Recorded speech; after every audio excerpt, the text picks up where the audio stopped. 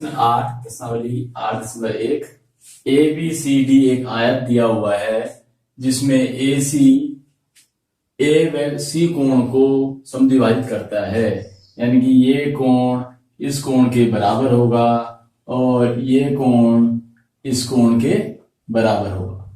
ये दिया हुआ है, हमें दर्शाना है कि ये ए बी सी डी एक आयतनापी वर्ग है और बी डी विकर्ण जो है वो भी कोण बी को समद्विभाजित करेगा और कोण डी को भी समद्विभाजित करेगा।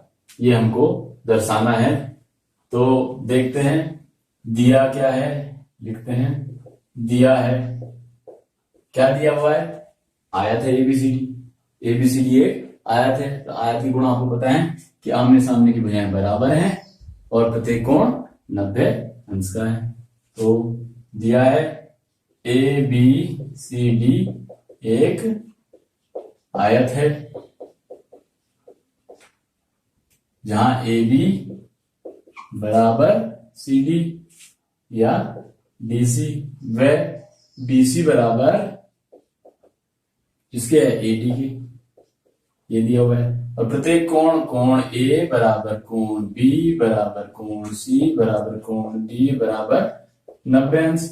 आयत का गुण है, लेकिन हमें और एक्स्ट्रा क्या दिया हुआ है कि जो एसी विकर्ण जो है वो इन कोणों को ए और सी को समद्विभाजित कर रहा है। देख रहे हैं ये कोण इस कोण के बराबर, ये इसके बराबर।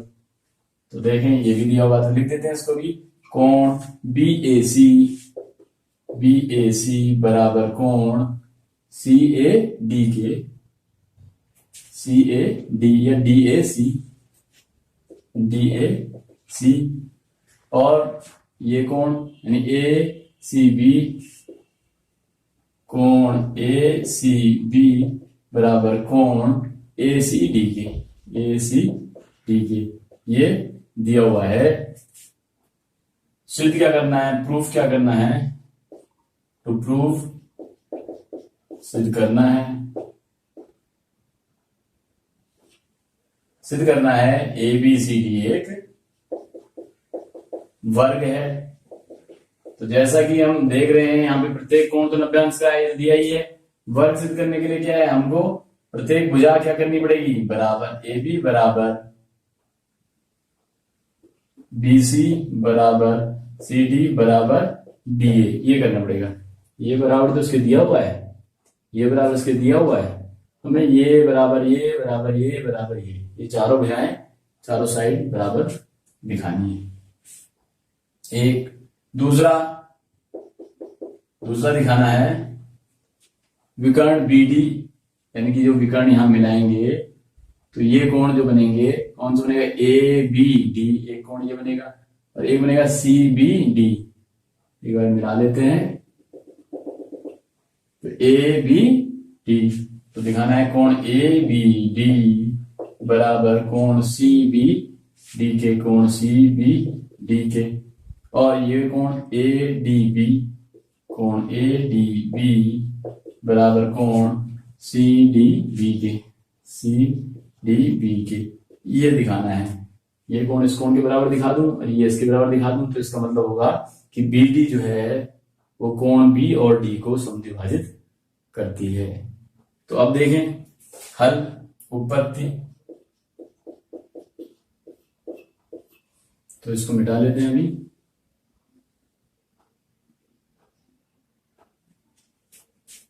तो इस त्रिभुज में और इस त्रिभुज में, जैसे कि दो त्रिभुज सामने दिख ही रहे हैं, तो त्रिभुज ए बी सी व त्रिभुज ए डी सी में, तो देखें पूर्व के प्रश्नों की तरह ए सी नीचे भी है, ए सी ऊपर वाले त्रिभुज में भी है। तो ए सी बराबर ए सी, उभयनिष्ठ, दोनों त्रिभुजों में कॉमन है ये। अब देखें इस त्रिभुज में ये कोण ऊपर वाले त्रिभुज के इस कोण के बराबर है, ये दिया हुआ है। तो लिखते हैं कोण बी ए सी बराबर कोण ये वाला डी ए सी, कोण डी ए सी। ये देख रहे हैं हम, ये दिया हुआ है, ये दिया है, ये दिया है।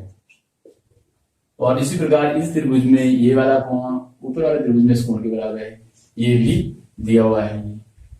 तो कोण ACB वाला ACB बराबर ऊपर वाले के ACD के, कोण ACD के, ये भी दिया है। जैसा कि हम देख रहे हैं कि इस त्रिभुज में ABC में दो कोण और उनके बीच की भुजा दूसरे त्रिभुज के दो कोण और उनके बीच की भुजा के बराबर है। देखें जरा, ये कोण और ये कोण, इनके बीच की भुजा इस त्रिभुज में, ऊपर त्रिभुज में ये कोण और ये कोण, इनके बीच की ये भुजा बराबर है। तो त्रिभुज दोनों क्या हो गए? सर्वांग सम। तो इसलिए त्रिभुज ABC सर्वांग सम त्रिभुज ADC के कौन से नियम से? ASA से, इस नियम से ये दोनों त्रिभुज सर्वांग सम हो गए। अब जैसा कि हमको पता है जब दो त्रिभुज सर्वांग सम होते हैं तो सर्वांग सम त्रिभुजों के संगत भाग बराबर होते हैं। तो देखिए संगत भाग कौन से होंगे? जो कोण बराबर होते हैं उनकी सम्मुख भुजाएं बराबर हो जाएंगी और जो भुजाएं बराबर हैं उनके सम्मुख कोण बराबर होंगे। तो देखें ये कोण इस कोण के बराबर है इस त्रिभुज में, ये इसमें ये, तो इसके सामने कौन सी भुजा है? BC। और यहां पे इसके सामने कौन सी भुजा है? CD। इसी प्रकार यहां देखें इन दोनों में ये कोण बराबर है, इस त्रिभुज में देखो इसके सामने कौन सी भुजा है? AB। और इसके सामने कौन सी भुजा है? AD। तो इसलिए ये CPCT से ये भुजाएं बराबर हो गई क्योंकि इनके कोण जो थे बराबर थे। तो हम देख रहे हैं AB बराबर AD है और AB बराबर CD दिया हुआ था। तो AB बराबर CD दिया हुआ है आयत की वजह से, AB बराबर AD मैंने दिखा दिया। तो इसका मतलब क्या हुआ कि ये भुजा इस भुजा के बराबर है, ये भुजा इस भुजा के बराबर है, तो ये सारी भुजाएं क्या हो गई? अगर इनको समीकरण 1 और समीकरण 2 लिख दें तो इस आधार पर दिया हुआ क्या है? AB बराबर देख रहे हैं CD, तो इसलिए ये दिया है तो क्या हो जाएगा? CD AD बराबर क्या हो जाएगा? CD। AD बराबर क्या हो जाएगा? CD। इसी प्रकार AB बराबर क्या हो जाएगा? BC व AB बराबर क्या हो जाएगा? BC, क्योंकि AB CD के बराबर है और BC AB CD के बराबर दिया हुआ, BC CD बराबर प्रूफ कर दिया है, तो AB और BC भी क्या हो गया? बराबर। तो सारी भुजाएं क्या हो गई? बराबर। तो AB बराबर BC बराबर CD बराबर DA, और प्रत्येक कोण 90 अंश को दिया ही है पहले से, तो सारी भुजाएं बराबर हो गई। तो ये आयत अब क्या हो गया? ये वर्ग। इसलिए ABCD एक वर्ग है। ये हमने फर्स्ट पार्ट दिखा दिया, ABCD से बराबर दिखा दिया। अब देखें सेकंड पार्ट इसका, तो उसके लिए इसको मिटा दें और BD को मिला देते हैं। हमको दिखाना है ये कोण इस कोण के बराबर है और ये वाला कोण इस कोण के बराबर, ये दिखाना है। तो इस त्रिभुज और इस त्रिभुज में लेते हैं, तो त्रिभुज ABD व त्रिभुज CBD में देखें BD इस ऊपर वाले त्रिभुज में भी है, BD नीचे वाले त्रिभुज में भी है, दोनों त्रिभुजों में उभयनिष्ठ है, कॉमन है। BD बराबर BD, यहाँ पे भी देख सकते हैं, ये देखो BD त्रिभुज की भुजाएं दिख रही हैं। यहाँ पे त्रिभुजों की भुजाएं इनसे पता लग जाती हैं, कोण भी इनसे त्रिभुजों इनसे पता लग जाते हैं। तो BD बराबर BD, ये क्या है? उभयनिष्ठ। AB बराबर BC, इस त्रिभुज में AB, इस त्रिभुज में BC बराबर है। AB बराबर BC, अभी सिद्ध किया है ये AB और BC, AB बराबर BC, ये हमने भी सिद्ध किया है।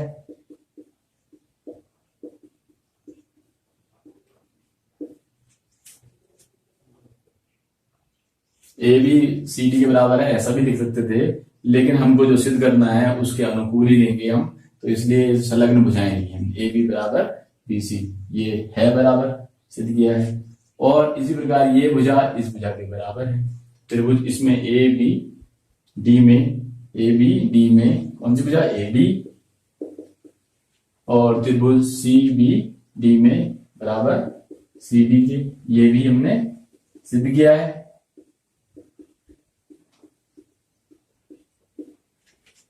ये ए डी बराबर सी डी, ये भी सिद्ध किया है। तो देख रहे हैं इस त्रिभुज की तीनों भुजाएं इस त्रिभुज की तीनों भुजाओं के बराबर है। इस त्रिभुज नीचे वाले में देखें, ये भुजा और ये भुजा, इस त्रिभुज में देखो ये बराबर, ये हो गए, तो दोनों त्रिभुज क्या हो गए, सर्वांग सम। इसलिए त्रिभुज ए बी डी सर्वांग सम त्रिभुज सी बी डी के, ये दोनों त्रिभुज सर्वांग सम हो गए। किस प्रॉपर्टी से, एस एस एस, तीनों साइड हैं एस ए एस नियम से। अब जब ये तीनों भुजाएं इस तीनों भुजाएं के बराबर हो गई, ये त्रिभुज इस त्रिभुज के सर्वांग सम हो गया, तो सीपी सीटी से सर्वांग सम त्रिभुजों के संगत भाग बराबर होंगे। तो देखें जो भुजाएं बराबर हैं उनके सम्मुख कोण, और जो कोण बराबर है उनके सम्मुख भुजाएं। तो यहाँ तो भुजाएं बराबर हैं, तो ये भुजा इस भुजा के बराबर है, इसके सामने कौन सा कोण है, ये, इसके सामने कौन सा कोण है, ये बराबर होंगे। तो लिखते हैं कोण ए डी बी, कोण, इसलिए कोण ए डी बी बराबर कोण C D B, C D B C P C T से। और फिर देखें ये कोण, ये भुजा इस भुजा के बराबर है, तो इस भुजा के सामने कौन सा कोण है, ये वाला, और इसके सामने कौन सा कोण है, ये वाला, तो ये कोण भी क्या होंगे, अब बराबर होंगे। तो ये कौन सा है, ए बी डी, कोण ए बी डी बराबर ये कोण सी बी डी, कोण सी बी डी, ये भी सी पी सी टी से। तो यही हमको दिखाना था, सिद्ध करना था, ये कोण इस कोण के बराबर है और ये कोण इस कोण के बराबर है। इसका मतलब बी डी जो है वो कोण बी और डी को समद्विभाजित करती है। बी डी जो है वो कोण बी और डी को समद्विभाजित करती है, यही हमको सिद्ध करना था।